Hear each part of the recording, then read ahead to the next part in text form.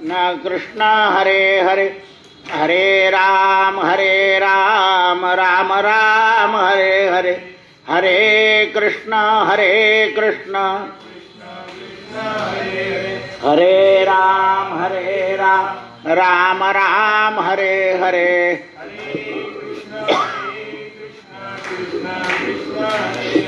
हरे राम राम राम हरे हरे, हरे कृष्ण कृष्ण कृष्ण हरे हरे, हरे राम राम राम हरे हरे, हरे कृष्ण कृष्ण कृष्ण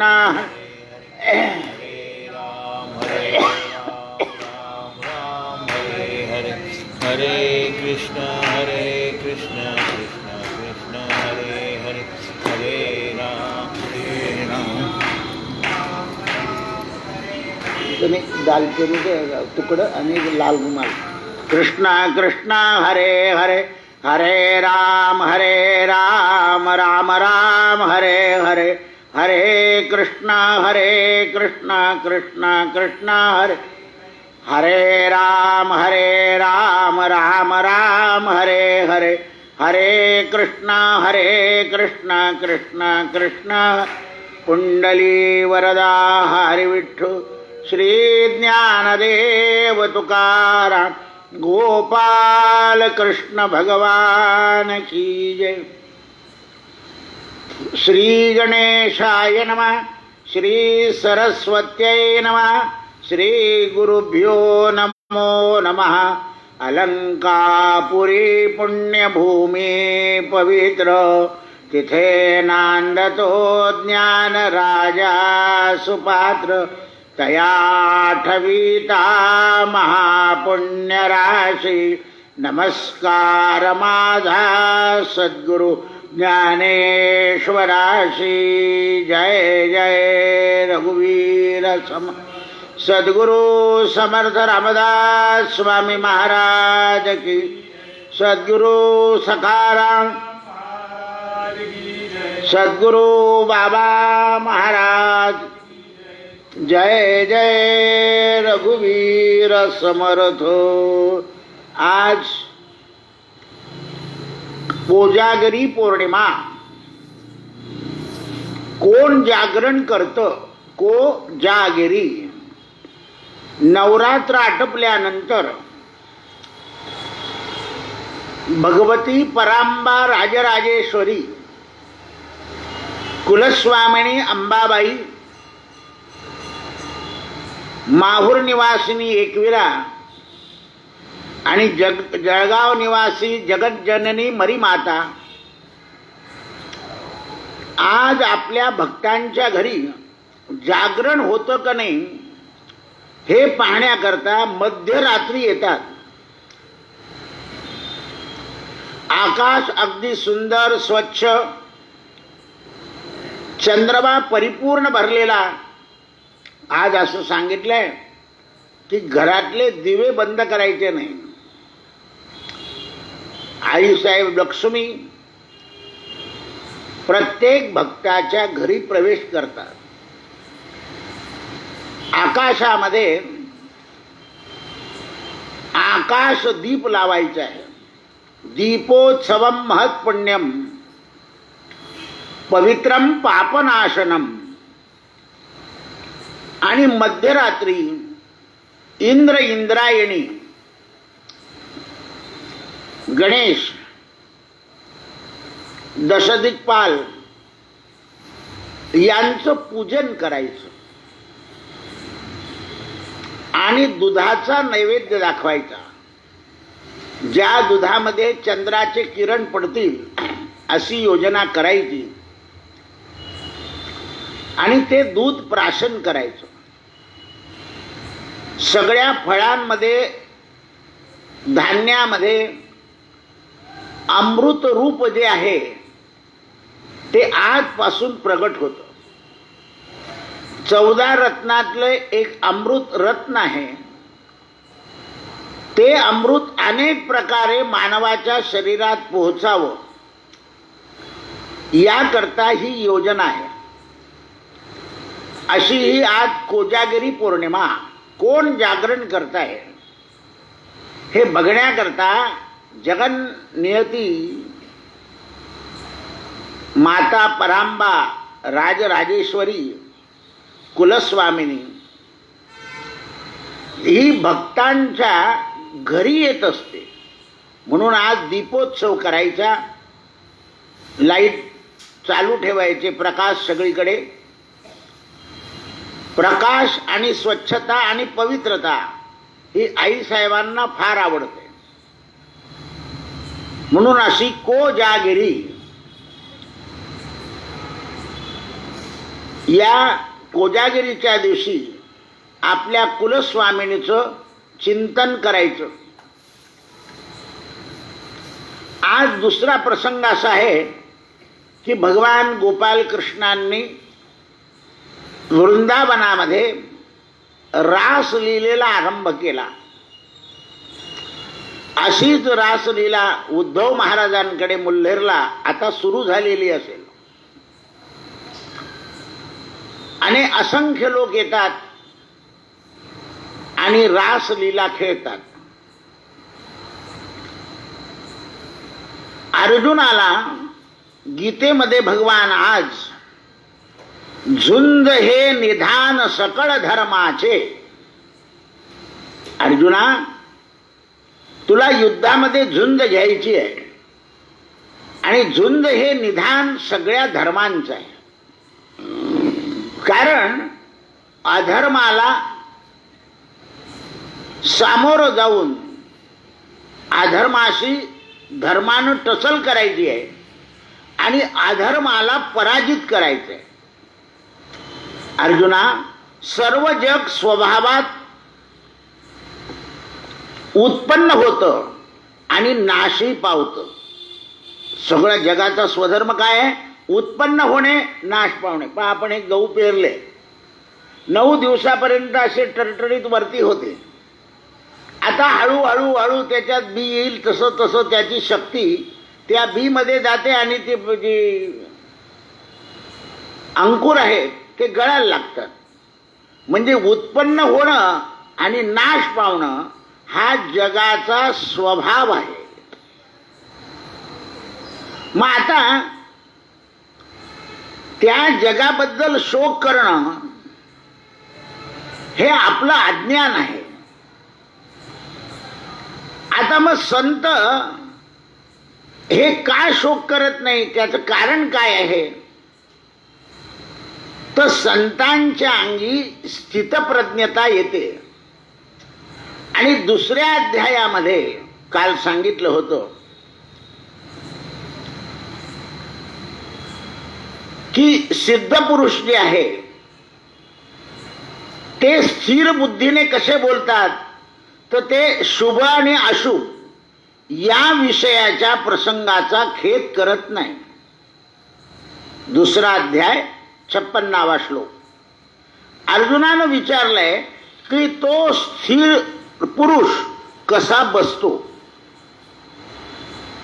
जे संत महात्मे आहेत ते परमात्म्याशी चैतन्याशी मिळून गेल्यामुळं ते एकरूप होऊन जगात वागतात. कोणाशी एकरूप? परमात्म्याशी.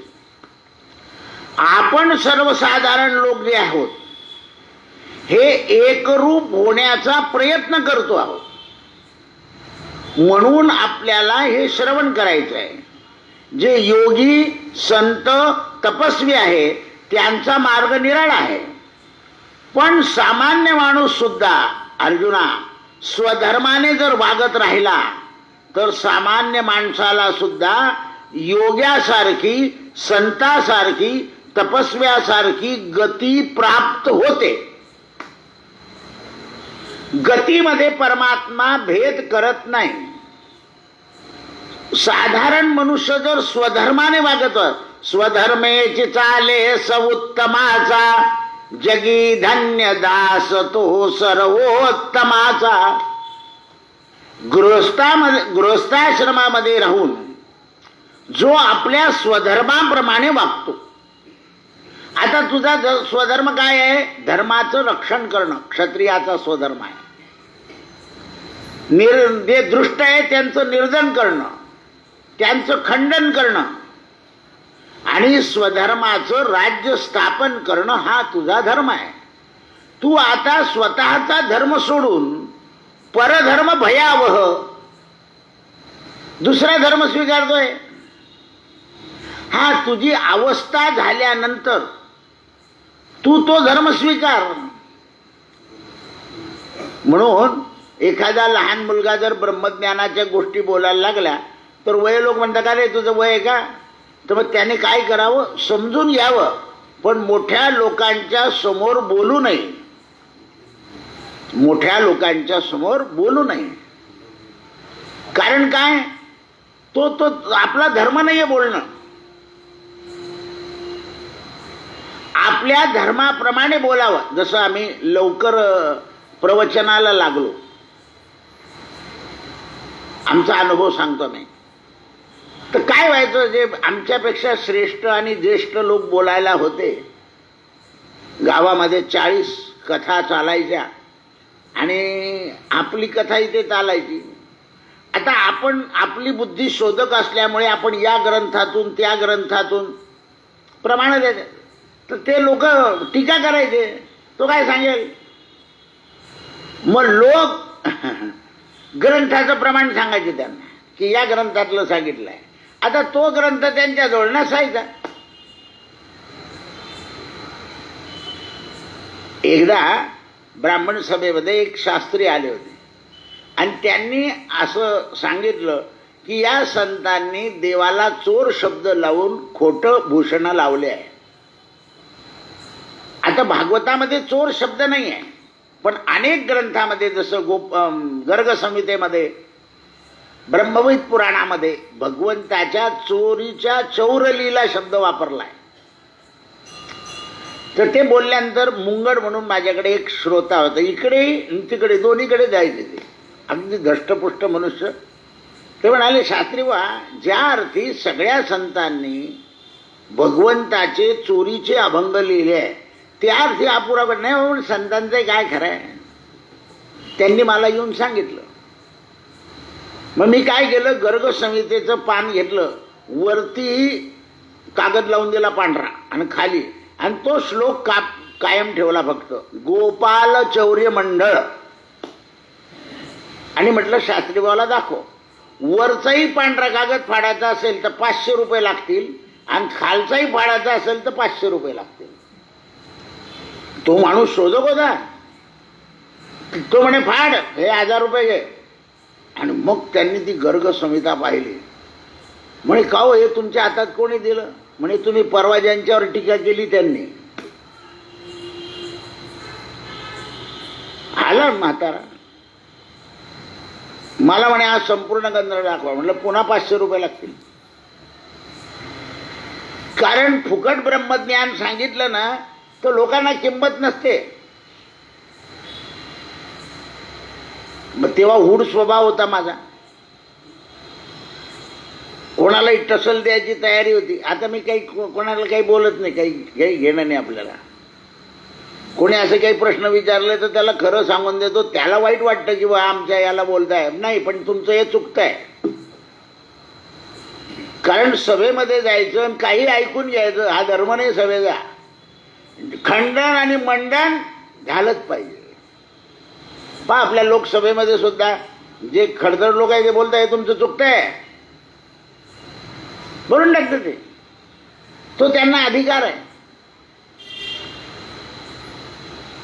समाज हिताचं बोला, व्यक्तिगत हित नाही चालणार. सामाजिक हित सांभाळलं गेलं पाहिजे. केव्हा केव्हा सामाजिक हित सांभाळताना कायद्याचं उल्लंघन झालं तरी चालतं, पण व्यक्तिगत स्वार्थाकरता कायद्याचं उल्लंघन करायचं नाही.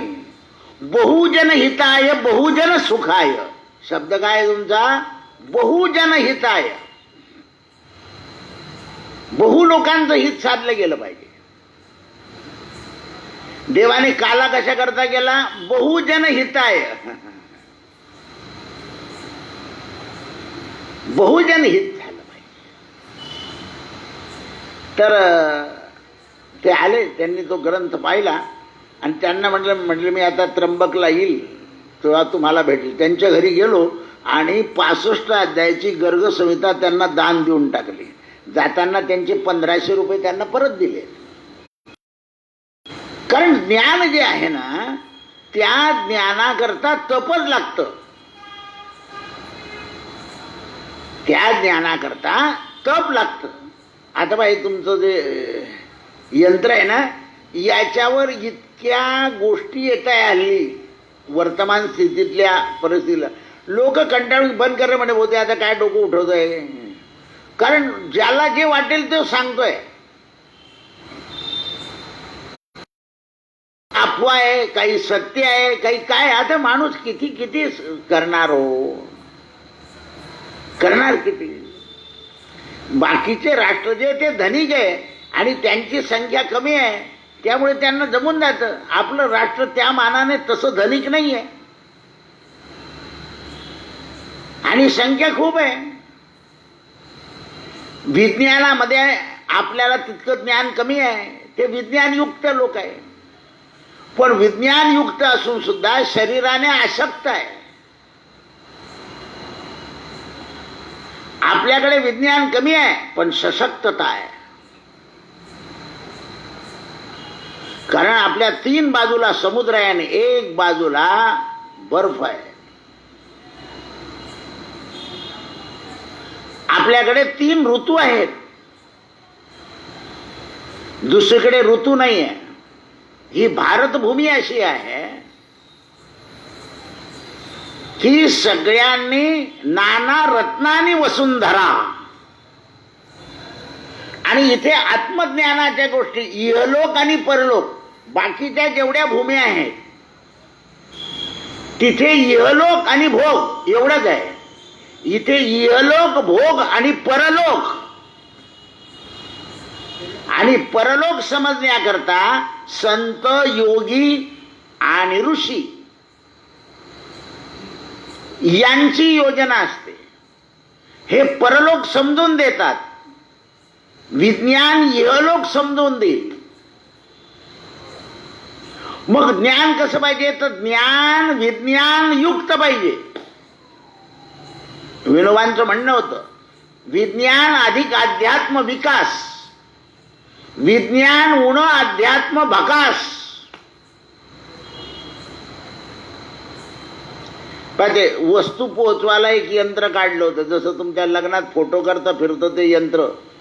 ते कालपासून दिल्लीला आणि मुंबईला बंद करावं लागलं आहे, कारण त्याच्याने घातपात होण्याची शक्यता आहे. काय करायचं ते, द्या ना वस्तू, घ्या विकत, घ्या माणसाला द्या.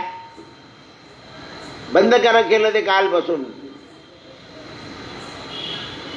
कारण विज्ञानाचा अध्यात्मात उपयोग केला तर त्याचा उपयोग आहे, त्याचा जर विध्वंसाकरता उपयोग केला तर काय उपयोग आहे. बंद केलं ते वस्तू पाठवण्याचं मशीन. आता किती दिवस बंद होईल ते काही सांगता येत नाही. म्हणून विज्ञान चांगलं आहे, पण त्याच्यात अध्यात्म पाहिजे. नाशाकरता त्याचा वापर व्हायला नको. मशीन आहे, किती तास चालवायचं ठरलेलं आहे, तेवढेच तास चालवा.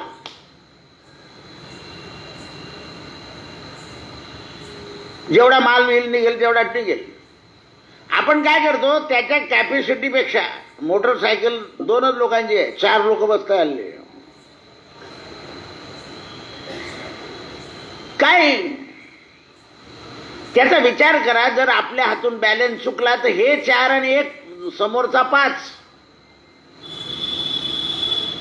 म्हणून विज्ञानामध्ये अध्यात्माची जोड पाहिजे. मी त्यांना ती गर्गसंहिता दान दिली आणि शास्त्रीबा म्हटलं, हा ग्रंथ वाचा, संतांवर आक्षेप करू नका. म्हणून अशी कोजागिरी. आणि त्या कोजागिरीच्या दिवशी अर्जुनाला भगवान सांगताय, झुंज हे निधान सकळ धर्माचे. तुला झुंज करायची आहे, सकळ धर्माचं निधान आहे अर्जुना. म्हणून तुला सांगतो, तू क्षत्रिय आहेस, तू आपला स्वधर्म सोडू नको, युद्धाला सुरुवात कर. कारण तू आता स्वधर्म सोडायच्या गोष्टी करतोय. आपण सुद्धा काय करतो आपल्या प्रपंचामध्ये, आपला जो स्वधर्म आहे तो सोडून देतो पैशाकरता, द्रव्याकरता, मानाकरता, प्रतिष्ठेकरता. मी तुम्हाला सांगितलं ना, 1980 साली मी बाबांचा एक वाढदिवस केला होता चंपाषष्ठीला. त्यावेळेला एक असं तुम्ही लोक येतात तसंच एक ऑफिसर येत होते, पब्लिसिटी ऑफिसर. त्यांचा स्नेह बाबांशी खूप झाला. त्यांचं कुटुंब बाबांच्या सेवेमध्ये राहायचं. तर त्यांना बाबांच्या वाढदिवसाच्या दिवशी मी बोलवलं. बोलवल्यानंतर बाबांच्या वाढदिवसाला एक विशिष्ट पदार्थ तयार करायचो आम्ही, आणि मग ते तर त्याने मला म्हणाले की दादा, मी कार्यक्रमाच्या वेळा येणार नाही, रात्री येऊन प्रसाद खाईन. आता म्हटलं मोठा ऑफिसर आहे, याला काही काम असेल. त्याची पत्नी मुलं आले, त्यांनी प्रसाद खाल्ला, बाबांचा कार्यक्रम झाला आणि ते गेले. रात्री बरोबर ते 7:30 पावणे 8ला आले प्रसाद घ्यायला. आल्यानंतर त्यांनी प्रसाद खाल्ला आणि मी त्यांना सहज विचारलं की म्हणजे साहेब तुम्ही आता आले आणि सकाळीच का आले? तर त्यांच्या दोन्ही डोळ्यातून पाण्याच्या धारा वाहत होत्या. मी त्यांना असं हलवलं, साहेब आपण काही प्रसाद खाताना खडा लागला का काय लागलं? दादा नाही, मी असा एक माणूस आहे की मला 2 संतती झाल्यावर मी माझ्या मुलांना, माझ्या आईला आणि वडिलांना दाखवू शकलो नाही असा कृतज्ञ मनुष्य आहे. आणि या कृतज्ञ माणसाने एक मुलगा आपल्या परिस्थितीला धरून आपल्या वडिलांचा वर्धापन दिवस करतोय, त्या कार्यक्रमाला मी जाऊन कार्यक्रम पाहणं हे मला काही शोभलं नाही, म्हणून मी सकाळीच आलो नाही. आता मात्र मला ते वाईट वाटतंय की आपण एवढे पगारी अधिकारी, पण आपण इतके कृतज्ञ की आपले दोन्ही मुलं आज 5 वर्षाचे झाले, त्यांना आपल्या आई वडिलांना दाखवू शकलो नाही. मी कृतज्ञ आहे, लक्ष द्या. म्हटलं साहेब जाऊ दे, हा योग असतो. म्हणे नाही, ज्याने जन्मदात्या माणसाला हे 2 मुलं दाखवू शकला नाही तो कृतज्ञ आहे. म्हटलं मग नंतर दाखवले नाही का? नंतर माझे आई वडील चालले गेले. माणसाला किती वर्षानंतर पश्चाताप होतो, लक्षात ठेवा. मी त्यांना असं विचारलं नाही की तुम्हाला का दाखवता आलं नाही, कारण माणसाने जखमेवर मीठ चोळण्याचे प्रयत्न करू नये. तुम्ही काय करता, गोड गोड बोलता, विचारता आणि दुसरीकडे सपाटणी लावता, आणि काही दिवसांना मग तुमच्याच घरी तसं उभं राहतं. तर विचारू नये, कारण दुःख कमी करता आलं तर करावं, पण दुःख वाढवण्याच्या भानगडीत पडू नये. दुःख कमी करता आलं तर करावं कोणाचंही, पण कोणाचंही दुःख वाढवू नये.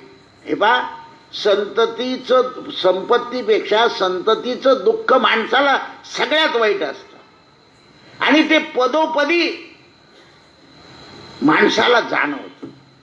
संपत्तीचं माणूस भागून घेतो आहे, नाही तर नाही, पण संततीचं दुःख जे आहे ते माणूस विसरत नाही. आणि म्हणून आता आजच्या काळात कोणी आलं ना तर त्याला काय विचारायचं, तब्येत बरी आहे ना, मस्त झालं ना, पोरं वागवता का नाही, काय करता, तुला काही देता का नाही, असं खरडमपट्टी करत बसायचं नाही. मधो भाऊ रिकामं काय माहिती आहे, हा त्याने कधी सांगितलं की बा मला वागवता चांगलं हो, मस्त आहे, देवाची कृपा आहे तुझ्यावर, असं बोलून टाकायचं. आणि आपले वागवता का नाही हे पण सांगायचं नाही, कारण त्याच्या रडून तो काय तुम्हाला देणार आहे का? त्याच्या काय हातात आहे? हा तर खेळ पूर्वसंचिताचा. दशरथ राजा, आम्ही ज्याप्रमाणे पुत्र पुत्र करत मरत आहोत त्याप्रमाणे तुलाही मरावं लागेल. देवाचा बाप बनून सुद्धा टळलं नाही. 4 पुत्र दशरथासी, अंतकाळी एकही नव्हता, कारण श्राप होता. हे अर्जुना, तुझा स्वभाव बदलो. पण बदलत नाही ना. मी पुष्कळ प्रयत्न करतो, मग मी सांगतो ते ऐक. बघ अर्जुना, मी तुला सांगतो, तू क्षत्रिय आहेस, तू आपला स्वधर्म सोडू नको, युद्धाला सुरुवात कर. युद्धामध्ये कौरवांचं काय होईल याचा विचार करू नको. ते तुझ्या जीवावर उठले आणि तुझ्या जीवावर उठून अनेक जीवांचा नाश करणार आहे. हे अर्जुना, तुला जो हा जन्म मिळाला आहे, हा 184 योनी भोगून तू क्षत्रियाच्या घरी जन्माला आलाय.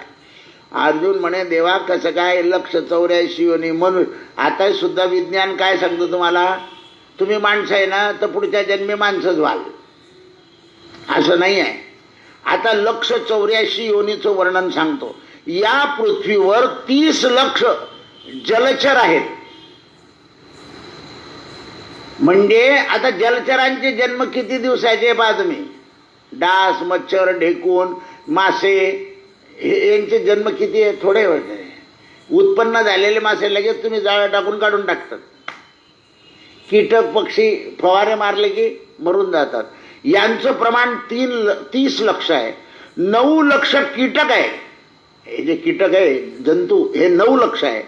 11 लक्ष पशु आहे. 11 लक्ष पशु आहे आणि 30 लक्ष मानवता आहे. आपल्या 30 लक्ष पशु आहे आणि 4 लक्ष मानवता आहे. असं एकूण 84 लाख प्राण्यांमध्ये आपल्याला भ्रमण करावं लागतं. केव्हा जलात जातो आपण जन्माला, केव्हा कीटकात जातो, केव्हा पशु पक्ष्यांमध्ये जातो, केव्हा 4 वायाच्या प्राण्यांमध्ये जातो. आणि ह्या योन्या भोगल्या की मग 2 पायाचे होता.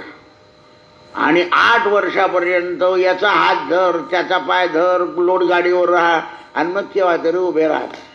पुन्हा सगळं भोगलं की तोल जातो म्हणून काठी धरावी लागते. असा हा मानव जन्म आहे.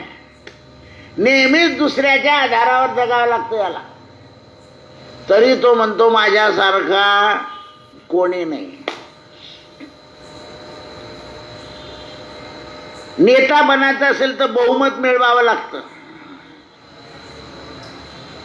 पाच नाही, तुम्हाला या मानवाला काहीतरी करावं लागतं. अर्जुना, अरे तू असा सगळ्या योन्या भोगून आलेला आहे आणि आता प्रत्यक्षामध्ये तू क्षत्रिय कुलोत्पन्न पंडूराजाच्या उदरी. पंडूराजाचं चुकलं म्हणून त्यांना श्राप झाला, म्हणून देह सोडावा लागला. तुझ्या आईनं मंत्रशक्तीच्या योगानं तुम्हाला वंश वाढवला आहे. तू तिचा विचार कर, कुंतीचा.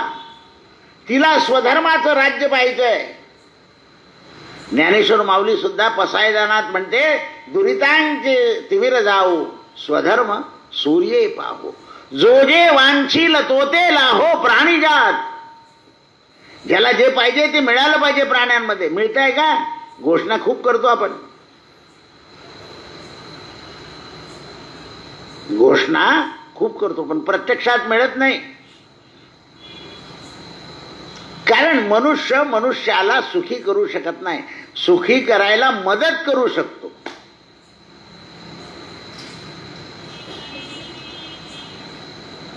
मोठमोठे ज्ञानवंत राजांनी लोकांचे कलह मिटवले, पण त्यांच्या घरात कलह झाले.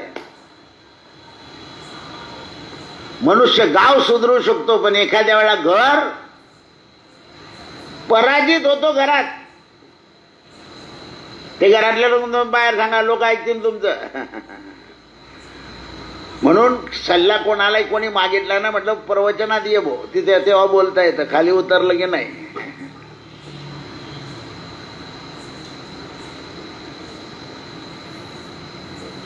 आता या व्यासपीठाला व्यासपीठ म्हणताना याच्यावरही विरोध सुरू झाला. कार्यपीठ म्हणा म्हणे, व्यासपीठ जुना शब्द आहे, व्यास आता घ्या, आता कार्यपीठ काही गरज आहे का? मग मी त्यांना सांगितलं, म्हटलं असं करा, दान हा शब्द काढून टाका मतातला, कारण तो इथं या ऋषी लोकांचाच आहे दान, तुमचं काय असेल ते नवीन काढा म्हटलं. तो शब्द सापडला नाही म्हणे, म्हणूनच दान लिहिलं. म्हटलं मग असे काही शब्द आहे की ते सापडत नाही, जे आहे ते चालू द्या, जे आहे ते चालू द्या. बाकीच्या भाषांची बाराखडी आणि आपली बाराखडी यात फार फरक आहे, एवढंही आपल्याला माहिती असलं तरी पुरे आहे. त्यांच्या भाषेचे अक्षर कमी आहे, आपल्या भाषेचे अक्षर जास्त आहे. ज्यांचे अक्षर जास्त आहे ते दीर्घकाळ टिकणारे आहे. म्हणून हे अर्जुना, तू युद्ध करायला तयार होत नाही, तुझ्या मनामध्ये दया उत्पन्न झाली आहे, ती जी तुझी अनाठायी दया आहे, अनाठायी दया आहे. म्हणाले देवा अनाठायी कशी? म्हणाले एका माणसाला ज्वर झालाय म्हणजे ताप आलाय आणि तू त्याला म्हणतो पवित्र गाईचं दूध पी, तो तापात दूध प्याला म्हणजे मरेल, मग त्याला दूध पाज नाही, ही दया बरोबर आहे का तिथे? म्हणे मग हे तसे मूर्ख आहे, हे कोणाला जगू देणार नाही. हा दुर्योधन, हा स्वतःच्या बापाला, स्वतःच्या आईचा अपमान करतो, धृतराष्ट्राचा अपमान करतो, विदुर काका ज्ञानी असून त्याचा अपमान करतो. एवढंच नाही तर तुझी आई विधवा होती, विधवा काकूचा छळ केला याने, लाक्षागृहामध्ये जाळलं, आणि तू त्याच्यावर दया करतोय? तुझी दया जी आहे ती चुकीची आहे.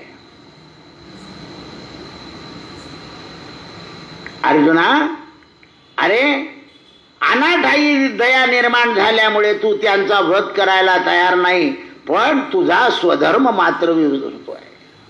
तुला क्षत्रिय धर्माप्रमाणे युद्धाला सुरुवात करावीच लागेल. अरे दया दाखवणे चांगले आहे, पण दया दाखवताना काळ वेळ ओळखावी लागते. पहा, तुम्हाला तो एक सिनेमा होता, त्या एका गुरुजीने औषध त्या बाईला सांगितलं, मग औषध देऊन मोकळं व्हायला पाहिजे ना. ती बाई म्हणे औषध लावून द्या, तो गुरुजी अटकला तिथे. दया दाखवली औषधापुरती, ठीक आहे. म्हणून कोणावरही दया करायची असेल तर त्या दयेनं धर्माचा ऱ्हास व्हायला नको. स्वधर्म आहे. पहा तुम्ही, आता कोणीतरी येतं किंवा आम्ही पावसाने ओलं झालंय, आम्हाला कपडे होते, बाई घरात येते, फोन करते, लगेच तुमचं घर लावून घेते. असो नाही, आम्हाला नाही चालणार, तुमचा आमचा परिचय नाही आहे, आमच्या घरात तुम्हाला येऊ देता येणार नाही, अशी दया दाखवा की त्या दयेनं तुमचं स्वतःचं रक्षण झालं पाहिजे, तुमचा ऱ्हास व्हायला नको. अर्जुना, तू अशी दया दाखव की ज्याच्याने धर्माचं रक्षण झालं पाहिजे. पा कसं समजवलंय, कसं समजवलंय. दया धर्म का मूल है, दया बिना सब भूल है. म्हणून शुद्ध दया कोणाची आहे? संतांची. कारण जगाला धर्म आचराला संत शिकवतात, आणि जो जो धर्म आचरतो तो शिकवतो. राजस्थानमधली एक घटना आहे. राजस्थानमध्ये उन्हाळा, रेतीचा जो भाग आहे तिथे उन्हाळा फार असतो, तर तिथे पाण्याचं जलदान हे सगळ्यात मोठं दान ठरलंय राजस्थानमध्ये. म्हणून एक आजी दिवसभर काबाळ कष्ट करून दुपारी 11 वाजेपासून तर 4 वाजेपर्यंत पाण्याचा माठ भरून आणि गुळाचे तुकडे भरून आपल्या दारापुढे बसते. जो येईल त्याला गुळात भाऊ गुळाचा खडा घेऊन मग पाणी पी. 5 पैसे टाकायचे नसतात तिच्याजवळ. नेमके दुपारी 2 वाजता चोर फिरायला निघतात किंवा कोणत्या घरी जावं, या आजीने त्यांना पाणी पाजलं, गुळाचा खडा दिला, पाण्यात ते बसले बसले, सगळा देखरेख केली. याच गल्लीत रात्री आपल्याला यायचं आहे. तर रात्री एकदम काळोख होता, तर म्हातारीच्याच घरात घुसले, जिथे गुळ पाणी पेले तिथेच घुसले ते. घुसल्यानंतर म्हातारी झोपली होती. एक चोर म्हणाला, अरे वेड्या हो, ज्या बाईनं आपल्याला गूळ पाणी पाजलं तिच्या घरी चोरी करता. नको नको म्हणून, चला इथून दुसरीकडे जाऊ आपण. त्या म्हातारीने ते ऐकलं आणि सकाळी उठून तिने आजूबाजूच्या लोकांना सांगितलं, या गुळानं आणि पाण्यानं रात्री माझा प्राण वाचवला. माझ्या घरात काही नव्हतं, त्यांनी जर मला मारून टाकलं असतं, मी आता जन्मभर मरेपर्यंत गुळ पाणी वाटतच बसेल. आणि तसंच झालं. ती म्हातारी लोकांना गुळ पाणी वाटता वाटताच पडली. दया कशी दाखवा? दया धर्म का मूल है. पण अर्जुना, तू दृष्टांवर दया करतोय, त्यामुळे नाश होणार आहे. अर्जुना, सरळ रस्त्याने चाल, अपघात संभवत नाही.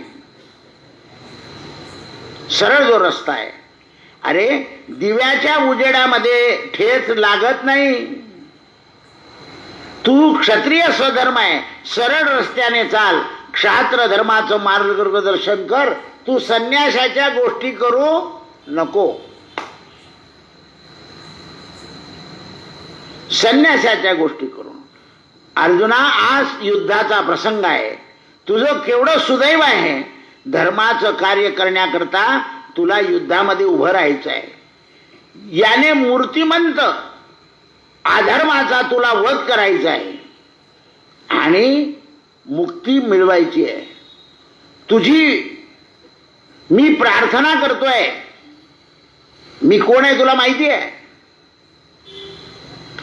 मी प्रार्थना करतोय, तुझ्या हाती मी धनुष्यबाण दिलंय. तू अधर्माचा वध कर, दुर्योधनाचा करू नको. दुर्योधना पहा तुम्ही, भाऊ किती दिवस सांभाळतात, शेवटी वाईट भावाला हिस्सा देऊन टाका. जास्तीत हाल झाले तर पोरं सांभाळून घेतात. त्याला अधर्माचा त्याग करावा लागतो. अधर्माचा त्याग करावा लागतो. हे महाप्रतापी अर्जुना, अन्यायाच्या पाठीमागे उभा राहू नको. अन्यायाचा व्रत कर. तुझ्याकडे स्वर्ग आनंदाने चालत येईल. कारण तू अन्यायाच्या विरुद्ध लढला म्हणजे न्याय मार्गाने तुला स्वर्ग मिळेल. पण जर तू युद्ध नाही केलं तर तुला नरकच भोगावा लागेल. हे पंडुपुत्रा, क्षत्रिय कुळात पुष्कळ पुण्य करावे लागते, तेव्हा कुठे त्याला स्वर्गाचे द्वार आपोआप उघडतात. पण युद्ध करायला संधी लागते. तुला संधी मिळाली आहे. सगळ्याच राजांच्या आयुष्यात युद्ध होत नाही, काही थोड्याच वेळांच्या युद्ध होतं.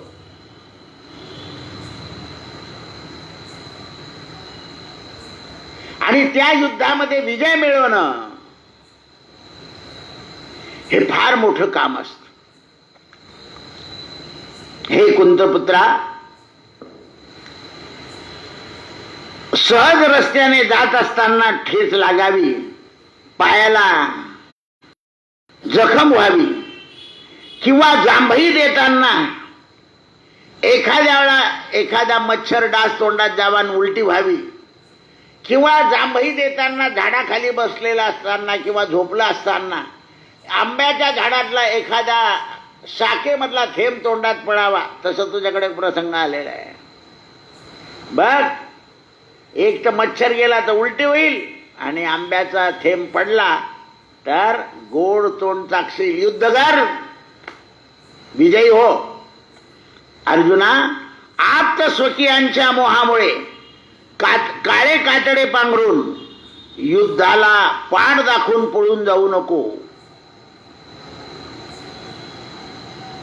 पेशवे होते ना, जर क्षयरोग झाला पेशव्यांना, ते थेऊर गणपतीला अभिषेक करायचे होते. कोटी दुर्वांकूर व्हायचे होते. 1 कोटी दुर्वांकूर संकल्प केला. रोज अभिषेक व्हायचं. शेवटी शरीर थकलेलं होतं पेशव्यांचं क्षयरोगामुळं. गणपतीचा अभिषेक करायचे गुरुजी आणि कोटी दुर्वांकूर. आता सगळ्या नौकरांनी दुर्वा तोडून आणायच्या आणि रोज एक एक दुर्वा व्हायची होती. आपण 21ची जुडी वाहत होती, एक एक दुर्वा व्हायचे. गंगणपतये नमः, गंगणपतये नमः. तर 50 लाख दुर्वा वाहून झाले आणि त्यांचा नाशिकचा मावस भाऊ हा त्यांच्या भेटीला गेला. काय म्हणाले महाराज, एवढे 50 लाख दुर्वा वाहून झाल्या तरी गणपती आम्हाला तुम्हाला बरं करत नाही, कसला देव? तर पेशव्यांनी काय उत्तर दिलं ते ऐका. लबाड नातेवाईकांचे पाप पचवल्यामुळे आणि त्यांना पाठीशी घालल्यामुळे अजून गणपती प्रसन्न होत नाही आहे. खरं हा मावस भाऊ होतो ना नाशिकचा, हा सरकारवाडा, इथे राहत होता तो, हा खोटे कामं करायचा. आणि मग यांची आई आणि त्यांची आई, जाऊ दे रे भाऊ, जाऊ दे रे भाऊ, जाऊ दे रे भाऊ. पण पेशव्यांनी सरळ शब्द वापरला की खोट्या नातेवाईकांचे पाप पचवले म्हणून मला हा रोग झाला. कारण राजाने असे पाप पचवू नाही. विचार कर अर्जुना की तुला हे भोगा, तुझ्यामध्ये शौर्य असून सुद्धा तू धर्माच्या बाजूने लढत नाहीये, अधर्माला शरण जातोय, तुझी दुर्गती होईल. आता काय दाखवलाय? धाक. धाक दाखवलाय, दुर्गती होईल. म्हणून ज्ञात माणसाने काय करावं? संपत्ती विभाजन समान करावी. तुम्ही थोडी विषम संपत्ती विभागले की कोर्ट कचऱ्या सुरू होऊन जातात. संपत्तीच्या बाबतीवर, व्यवहाराच्या बाबतीवर विश्वास टाकून राहायचं नाही. ती पाहून यायची, लिहिलेली तपासून घ्यायची. आपल्याला समजत नसेल तर दुसऱ्याकडून समजून घ्यायचे.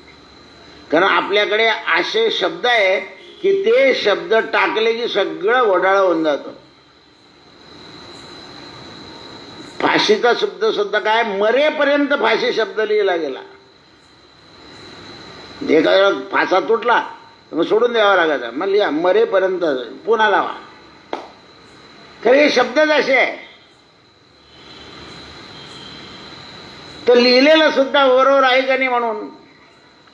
माझा लिहिल्याचा कायदा आपल्याला समजत नाही, मग वकील लावा. पण हल्ली वकीलही फुटून जातो. आपल्याला सांगतो बरोबर आहे, म्हणजेच अधर्म आहे.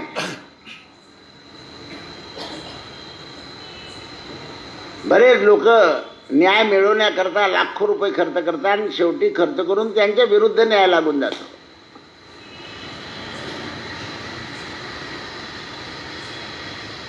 अर्जुना, तू स्वकीयांना मोहाचे जाळे कातडे पांघरल्यामुळं त्यांना ओळखलं नाही आहे. ज्या स्त्रीचा पती गेल्यावर ती स्त्री सर्व प्रकारचं वैभव टाकून देते आणि आपलं कर्तव्यानं मुलं सांभाळते. सगळं वैभव टाकून देते आणि आपलं कर्तव्य काय राहिलंय? फक्त या मुलांचा सांभाळ करून यांना यांचं करणं. मान अपमान सहन करत असते. पहा, याच्याकरता भागवतामध्ये नारदाचं उदाहरण सांगितलंय. ती नारदाची आई श्रीमंत लोकांच्या घरी फुलं दळण काम करून जे मिळालं ते घरी घेऊन द्यायची आणि मुलाबरोबर खायची. एकटं तिने कधी खाल्लं नाही. त्यामुळे नारदालाही ती सवय लागली. नारद जेव्हा कामाला गेले तेव्हा तिथे खाल्लं नाही. संतांनी विचारलं, अरे बाळ, तुला हा प्रसाद दिलाय, खाऊन घे. म्हणाले, महाराज, माझी आई एकटी घरी आहे. माझ्या आईनं लहानपणी मी एकटा घरी राहत असताना कोणाच्याही घरी काही मिळालं तर मला आणून खाऊ घातलं आणि मग तिने खाल्लं. आता माझा नियम असा आहे की आधी आईला खाऊ घालेल आणि मग मी खाईल. संतांनी पाहिलं की इथे बी पेराला हरकत नाही, याला अनुग्रह दिलाच पाहिजे. संतांनी अनुग्रह दिला आणि नारद उद्धरून गेले. ज्याला स्वधर्म कळालेला आहे त्याला देवाचं नाव चांगलं घेता येतं. जो स्वधर्म पाळत नाही. पण अर्जुनाच्या जवळ देव आहे तरी अर्जुन म्हणतो मी नाही करणार, मी नाही करणार. तो स्वधर्म विसरलाय. त्याला सांगताय की कुंतीनं तुला इतकं वाढवलं आणि तू म्हणतो की दुर्योधनाला मारत. तो कुंती तुझ्या आईला त्रास देतो, दुर्योधन तुझ्या आईला त्रास देतो कुंतीला, आणि तू त्याच्यावर मोह करतो. हे मोहाचं कातडं जे आहे ते काढून टाक.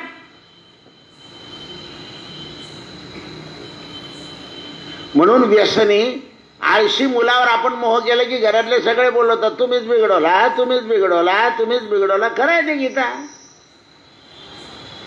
त्याला उद्योगाला लावलं पाहिजे.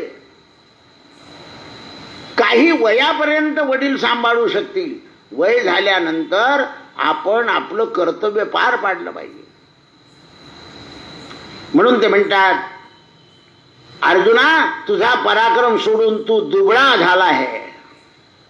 तुझ्यापेक्षा एक विधवा स्त्री बरी किती कर्तव्याला जागते आणि तू मात्र कर्तव्यहीन आहे. अर्जुन म्हणे देवा जर मी कर्तव्यहीन झालं तर माझी काय गती होईल, विचारलाय प्रश्न त्याने. म्हणे स्वधर्माच्या त्यागाने तुझी अपकीर्ती होईल. स्वधर्माचा त्याग करशील तर तुझी अपकीर्ती होईल. तू म्हणजे ज्याच्या कर्तृत्वाचा प्राण निघून गेला आहे, युद्धभूमीवर एकटं प्रेत पडलंय, त्या प्रेताभोवती चहू बाजूने गिधाडं येतील आणि प्रेतांना मस्त खातील. युद्धामध्ये काय होतं, या प्राण्यांची मजा होते. प्राण्यांची मजा होते. काय काय विचार करतोय अर्जुना, तू यावेळी आपल्या स्वधर्माला क्षात्र धर्माला जागला नाहीस तर तुझ्या डोक्यावर पातकांचा घडा उभा राहील. काही काळापर्यंत तुझी अपकीर्ती राहील. तुझ्या अंगाला कोणी स्पर्श करणार नाही. अर्जुना रणभूमीवर तू कोणत्या निमित्ताने परत फिरणार आहेस हे सांग. तुझ्या मनाला विचार. कौरवांशी वैर जर सोडून दिला तर कुल कसं होईल तुझं. अरे तुझ्या कर्मामुळे तुझ्या कुलाला कलंक लागेल.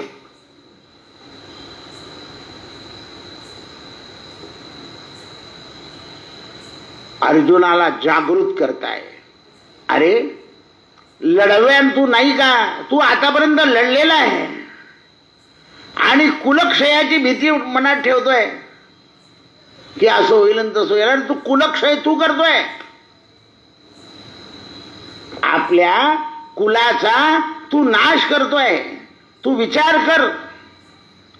अरे माणसाला कुलाचा उद्धार करायचा असतो आणि कुळाच्या उद्धाराकरता मनुष्य जन्माला येतो.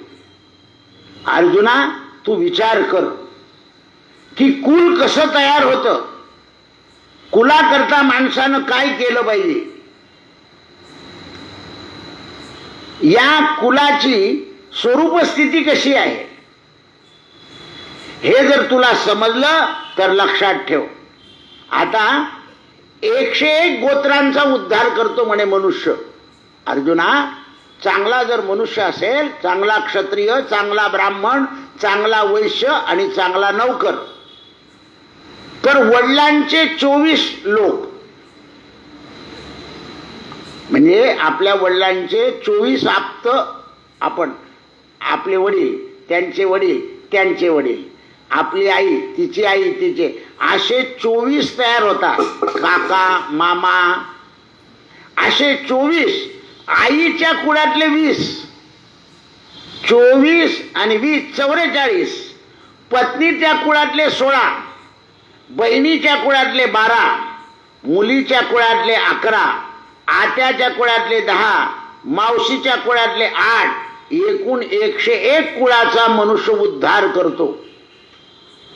कुळी कन्या पुत्र होती जे सात्विक आणि तयाचा हरिक वाटे देवा. तुला 101 कुळाचा उद्धार करायचा आहे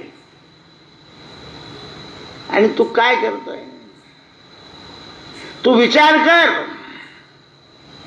माझंही काय प्रारब्ध असेल की तुझ्यासारखा मित्र मला मिळाला. आणि अशा भित्र्याच्या रथावर मला बसावं लागलं. तुझ्या डोक्यावर मारुती बसलाय. तू फक्त युद्धातून पळ की तो वरतून उडी टाकेल. काय दाखवली आहे भीती. अरे तो माकड आहे, तुझी दुर्गती करून टाकेल. जाशील कुठे? संन्यास घेतो. अरे तो संन्यास घेऊ देईल का तुला? किती प्रयत्न करून आपण त्याला तुझ्या ध्वजावर बसवलंय. आणि असं मारुती रायाने ऐकलं की देव तर ब्रह्मज्ञानाचा उपदेश करतात. मारुतीरायाने डोळे लावून घेतले आणि भगवद्गीता ऐकायला सुरुवात केली. मारुतीचं चुकलं एक की वरतून खालीने उतरले, चूक होऊन गेली. अर्जुनाला भय दाखवलाय, कुलक्षयाची भीती ठेवतो. अर्जुना, मोठ्या हिरेने लढायला तू तयार झाला होता. रथ मला युद्धभूमीमध्ये आणायला सांगितला आणि आता काय कल्पना करतोय? कौरव तुझी एकदम खिल्ली ओरडतील, आरडाओरड करतील, तुला वेळा करतील, तू पळशील, पिशाच्य होशील. अरे आकाशाला जशी उपमा नाही तशी अनंत आणि उपमा करता येणार नाही. तुझी अपकीर्ती होईल. तुझ्या अपकीर्तीला प्रमाण राहणार नाही. तुझी देशोदेशी प्रीती वाढलेली आहे. लोक तुझी कीर्ती गात आहे आणि तुझ्या कीर्तीत ही अपकीर्ती येईल. सिंहाच्या गर्जनेने ज्याप्रमाणे सगळे प्राणी पळून जातात तसं अर्जुना तुझा बाण टरकारला की हे सगळे पळून जातील. लक्षात ठेव. विराट राजाच्या घरी ते पळून गेलेले होते. तू स्त्री वेशामध्ये पराक्रम केलाय. हा, तू यांना सगळ्यांना एकदा विवस्त्र करून टाकलाय. त्याची आठवण करून देत आहे त्याला. कारण अर्जुनाच्या बुद्धीवर मोहाचं कातड झालं. अरे इकडे अर्जुन रांगण सोडून पळून जाण्याच्या विचारात. अर्जुना तुझा मोठेपणा कुठे राहिला? अर्जुन, दुर्योधन, कौरव हे रणांगणात मोठा उत्सव करतील की अर्जुन पळून गेला. तू आता जाळ्यात अटकलाय, तिकडे जाऊ शकत नाही. तर मी सांगतो इकडे युद्ध कर. अरे दुर्दैवानं तुला युद्ध करावं लागत असं वाटत असेल तरी इथे जर तू युद्धात मेला तर अपकीर्तीपेक्षा स्वर्ग मिळेल. अर्जुना, स्वधर्माचं आचरण केलं असताना अनेक पातकं नाहीशी होतात. आपण जर आपला धर्म पाळला तर बाकीचे लागलेले पाप जळून. जसं गुरुजी विद्यार्थ्यांना शिकवतो पण शिकवताना मारतो. मारणं पाप आहे. पण विद्यार्थी घडला म्हणजे पाप शिल्लक राहत नाही. आई मारते मुलाला, त्याला वळण चांगलं लागतं म्हणून आईला पाप लागत नाही. काही काही लोक टोचून बोलतात. ते हिनवण्याकरता नाही, आपलं वर्तणूक चांगलं होण्याकरता बोलत असतात. पण हल्ली कोणाला बोलणंच आवडत नाही. अरे बापा, काय झाला, काय तो शब्द वापरतात ते इंग्रजीत, माझा इन्सलेट झाला. लहान लहान मुलांना मान अपमान. माझ्या मित्रांसमोर मला बोलले, घरात हो नाही तर तंगड तोडेल. तो असा सांगतो. नातू सांगतो आजोबाला, आजोबा धोत्रात यायचं नाही आमच्या शाळेत.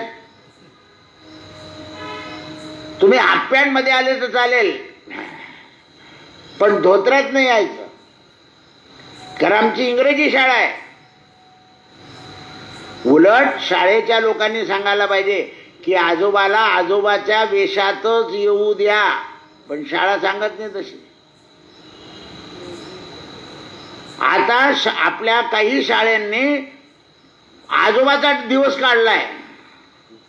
आणि मग त्या मुलांना आजोबाला घेऊन जावं लागतं. आता ज्यांना ओरिजिनल आजोबाने ते कोणाला तरी घेऊन जातात.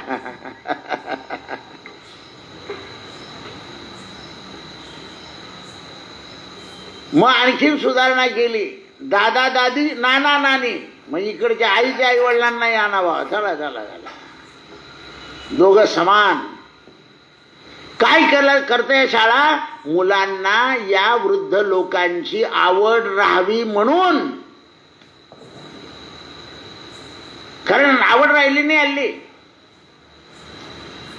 आता कोणता नातू असं सांगेल की माझ्या आई वडिलांना वृद्धाश्रमात टाकलाय म्हणून?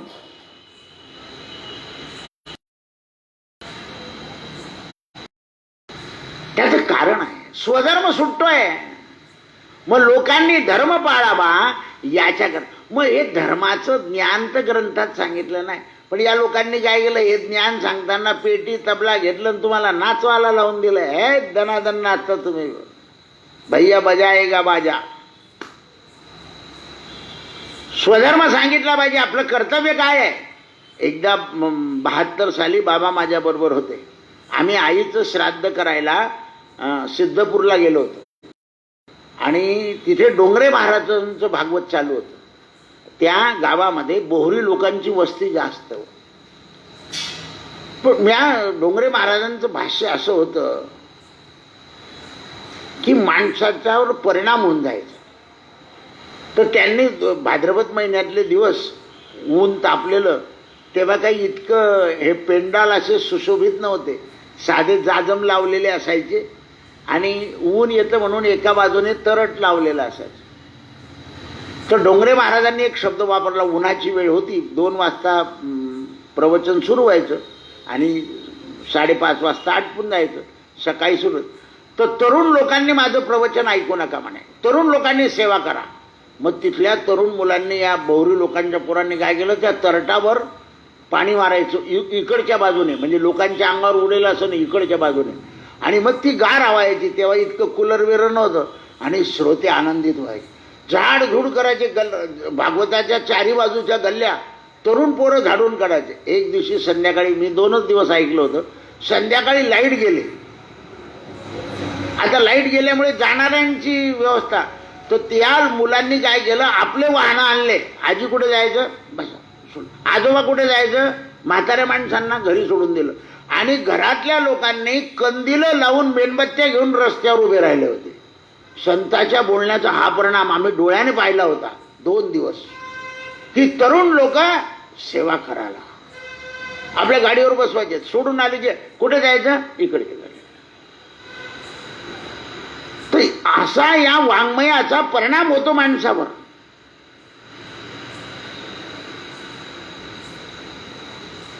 वक्ते तसे अधिकारी पाहिजे. आता पाऊस पडायला लागला तर आपलं जळगावला वक्ता म्हणे, मी नाही येत कथा सांगायला. म्हटलं भाऊ, वरतून हे टाकलाय बैसणं, कथेत जावंच लागेल, कथा होईलच. श्रोते पाण्यात बसलेले आणि तू म्हणतो नाही तुझ्या अंगावर तर चांगलं टेंट टाकलाय. तेव्हा त्याला उभा केला आणि तेव्हा कथा झाली. म्हटलं भागवतात इंद्र विघ्न आणतोच ना. म्हणे हा. म्हण बैस, सुरू कर. बरं, चांगले हॉलमध्ये कथा करत होतो म्हणे, ओपन करा, खूप लोक आले पाहिजे, मग पाय पाहिजे.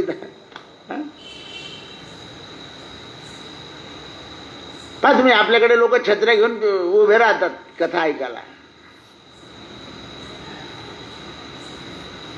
एकदा तर पावसात भंडारा झाला होता आपला, उभ्याने लोकांनी खाल्लं. म्हणून ते म्हणतात की अर्जुना, तू जागृत हो.